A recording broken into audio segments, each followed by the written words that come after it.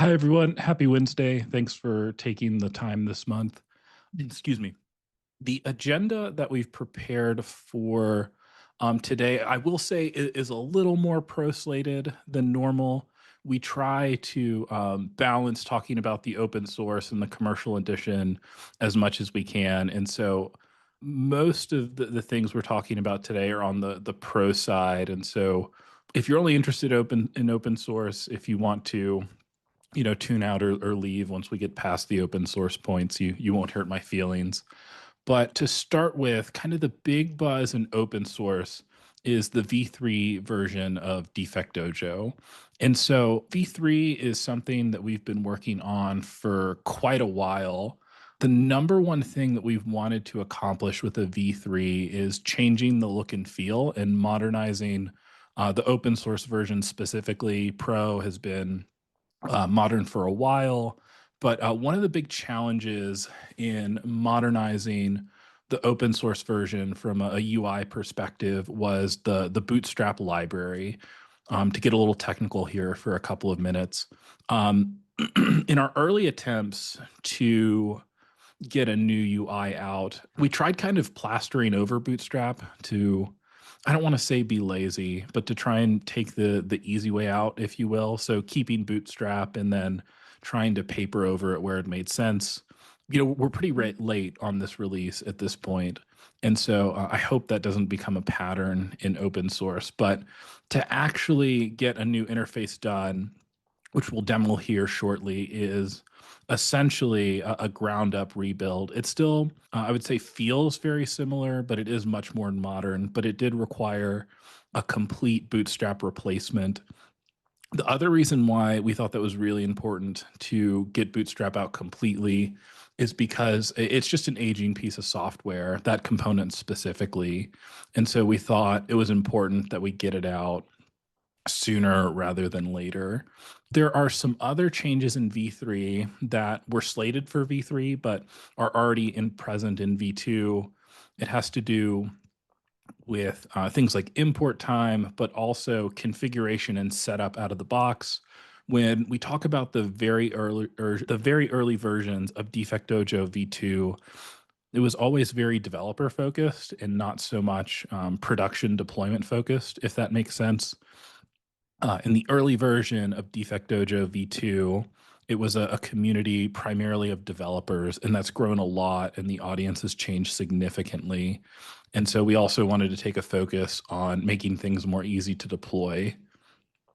When we talk about V3, there is an announcement and a lot more detail in our Slack channel, on our GitHub discussions, that has more details on what you'll see or what you won't see.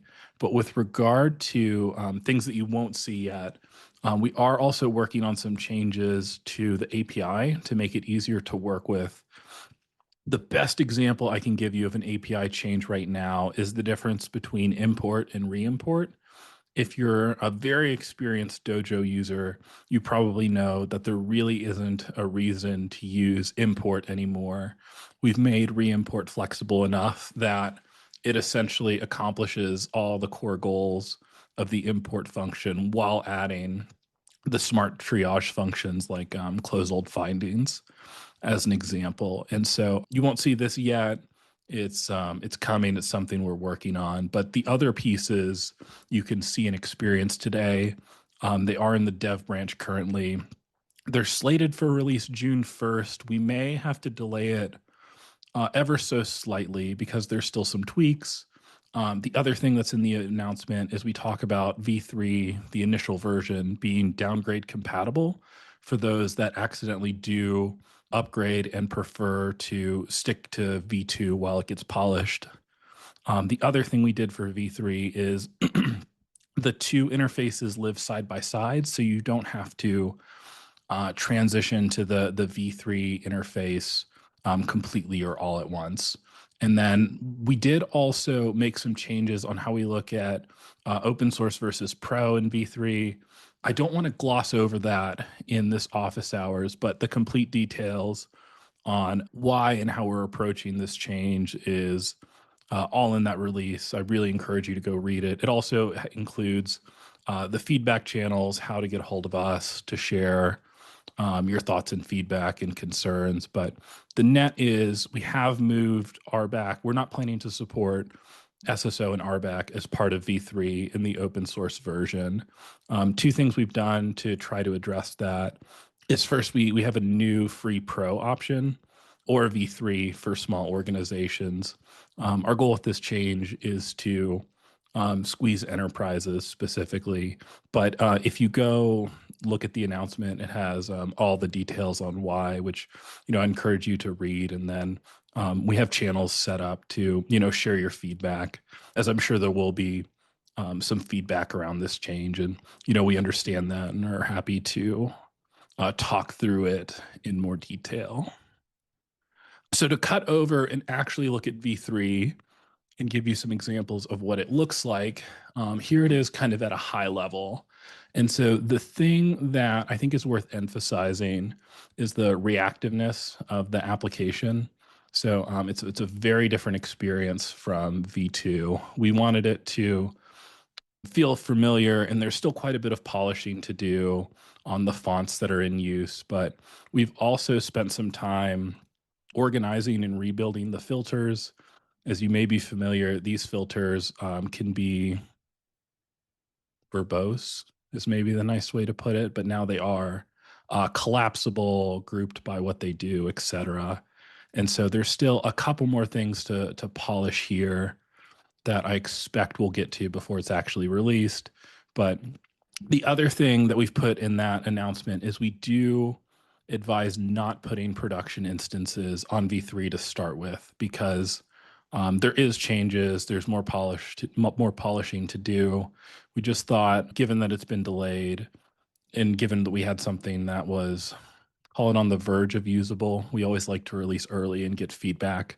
It made sense to go ahead and get it out there and start getting feedback. So if people accidentally upgrade, you can just downgrade, and we'll continue polishing this so that it's a good open source experience. This is one of the largest changes that we've made to open source. It's been a monolithic amount of work, honestly. The decoupling Bootstrap was much more painful than we expected.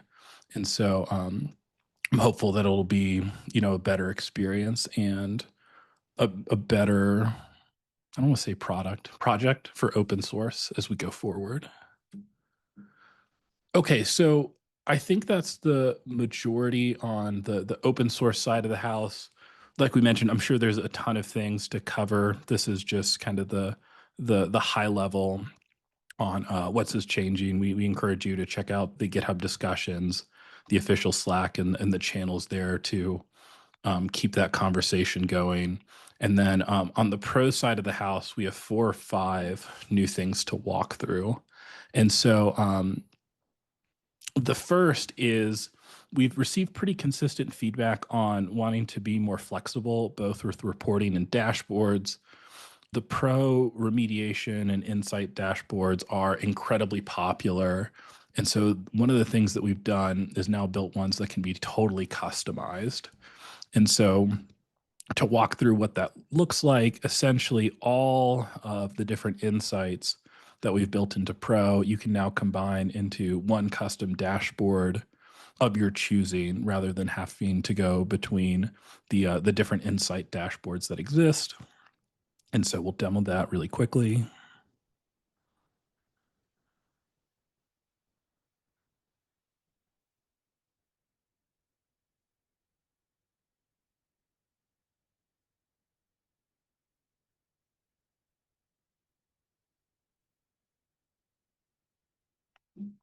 I might speed it up a little bit, but the net is you can really do just about anything with these dashboards. You can have custom data, you can rearrange it, you can save different copies, etc. And so we always try to start by populating with things that we believe to be true about your program or that you need, but also, the joke is if you ask 10 security leaders what they want, you'll get 12 different answers. And so this is also trying to meet people where they want to be on customization. And so we've done something similar for reports. So moving to that, we have a new report building block element. So, the original report builder is dated, I guess is the way to put it nicely. And so this is a complete revamp of the old report generator that allows for more customization, regeneration, including of more elements than was previously allowed. And we'll skip a little bit into the video to get to the meat of what those look like.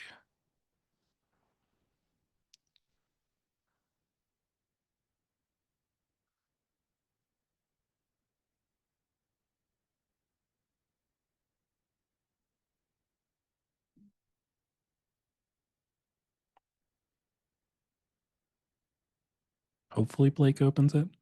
Because there's so much going on, the Dojo team is pretty scattered right now. We're all working on kind of individual pieces, if you will. So we didn't collaborate as much on what these actually look like. So I guess does he ever actually open one? Hopefully. Fingers crossed.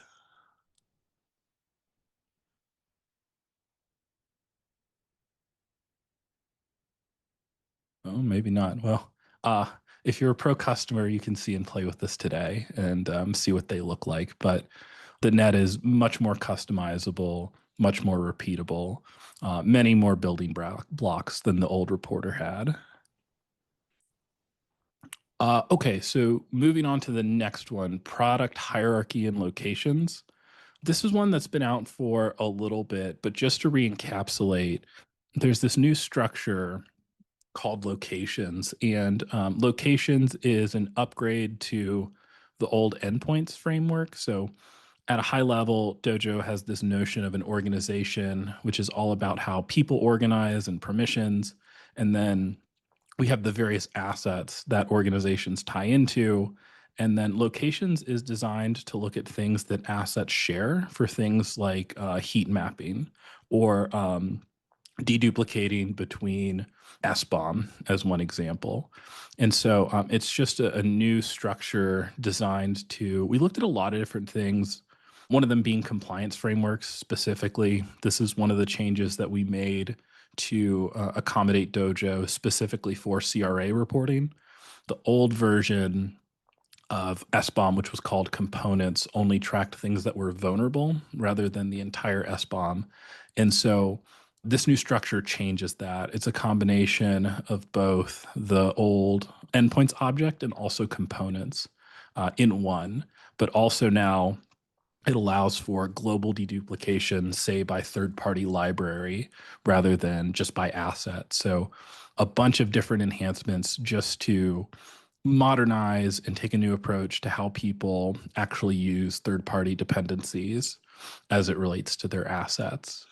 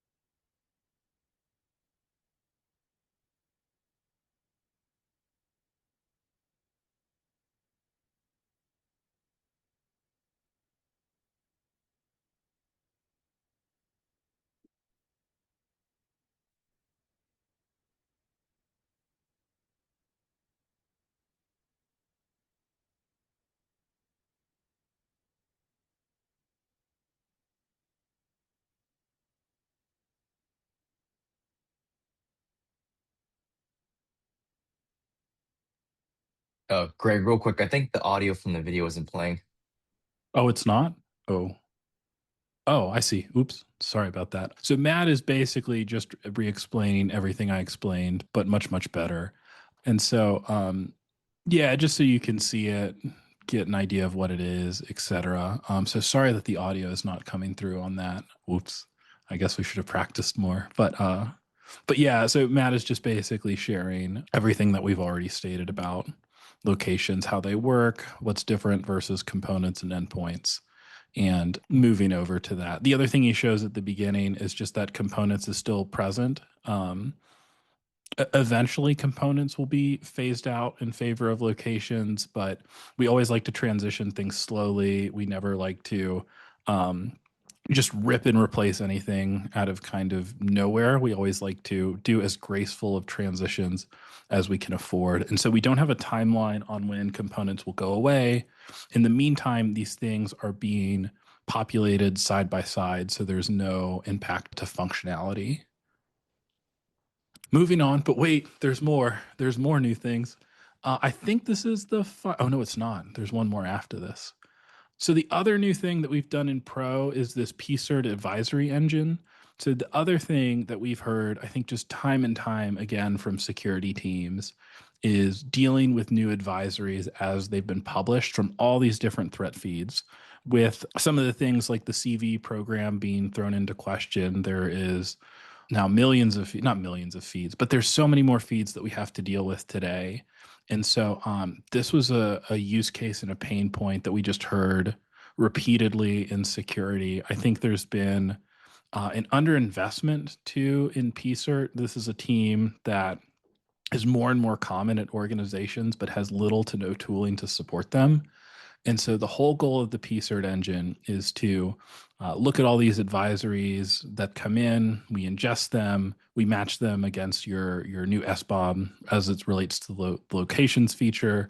We then prioritize and group those and help you manage those, and ultimately also bring visibility to your PSIRT processes in Dojo so you can definitively answer when advisories come out if you're vulnerable, comparing to the data that we have on your SBOM. And so I don't have a video on this one, but this is what it looks like in practice. So again, like all the different feeds come in, you can filter them, you can group them, you can do pretty much everything imaginable with the data itself. And then for ones that are valid, you can ship them to DefectDojo for tracking and remediation. And so this is a new service that essentially lives side by side with Dojo currently as we do a better job of incorporating it and integrating it. But we already had some people using this and giving us feedback. And so, again, like we really are very heavily influenced by customer feedback. About 90%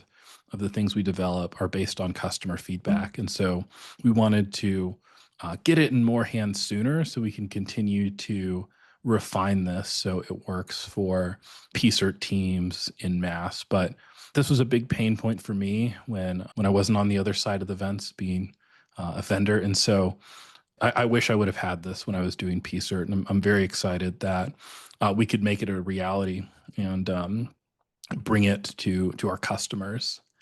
And then finally, this is really the last one, I promise. We have a new managed AppSec offering that we're rolling out as well. This is largely powered by our developments with AI, but the goal of the managed AppSec offering is to go from a program that is totally greenfield, meaning you haven't procured tools, you're doing nothing in AppSec and security whatsoever, and go all the way to auto remediation. So what this will do is not just select the best tools for every repo you have in GitHub and scan every single change. It will report on all that activity in DefectDojo.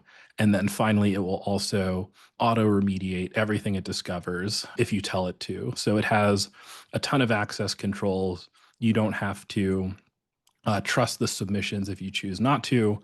But if you want to, it can be totally automated end to end.